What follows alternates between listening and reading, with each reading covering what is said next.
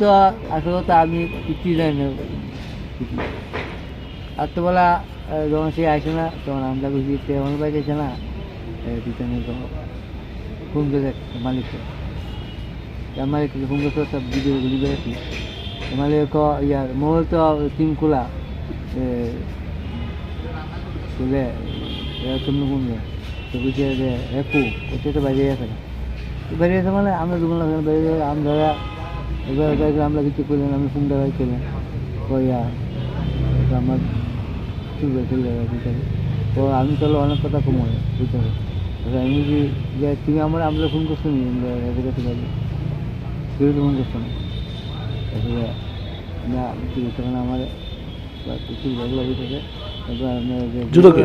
যেহেতু তুমি একটা মিটিং তৈরি করো তারপর তার প্রথমটা মারছে তাহলে কে মারছে? এই মোবাইলের দোকানে পাত্র শাহ দোকানের মালিক। দোকানের মালিক। আচ্ছা, প্রথমটা মারছে তার লোক যে আছে সে কইছে আমার আজকে সে সাক্ষী দিয়েছে মতো ওই আঁকু কেটে লাগে সে ফুল ডিটেলস পুরো জানে এরপরে মাস্টার অনলাইন তো আয় শুট করছে না হেরে গেল এখন না গিয়ে তারা ইংলিশ মশলা পাইছি কোনখানে পাইছেন?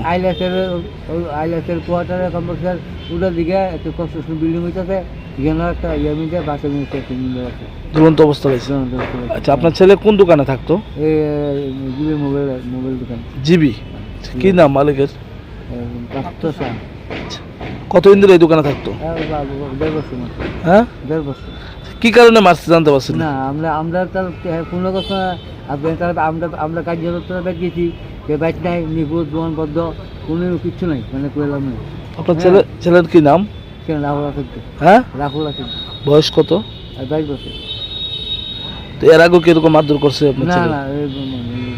তো এখন এই বিষয়টা পুলিশে জানাইছেন? জানাইছি আমরা কি মনে হয় মানে আপনার ছেলের মারার কারণে কি? প্রচন্ড মাসে রকম করেছে আমি তো এখন যে দোকান থাকতো সে আছে সে করেছে এখন সত্যি বাড়ি কোনখানে? জগৎপুর হবে না। আপনি কি করেন? আমি এমনি অনেক একটা সিকিউরিটি দিই। এখন কি চান এই বিষয়টা? আমি সুস্থ তো চাই যাতে ডিজিটাল হয় তাই আমরা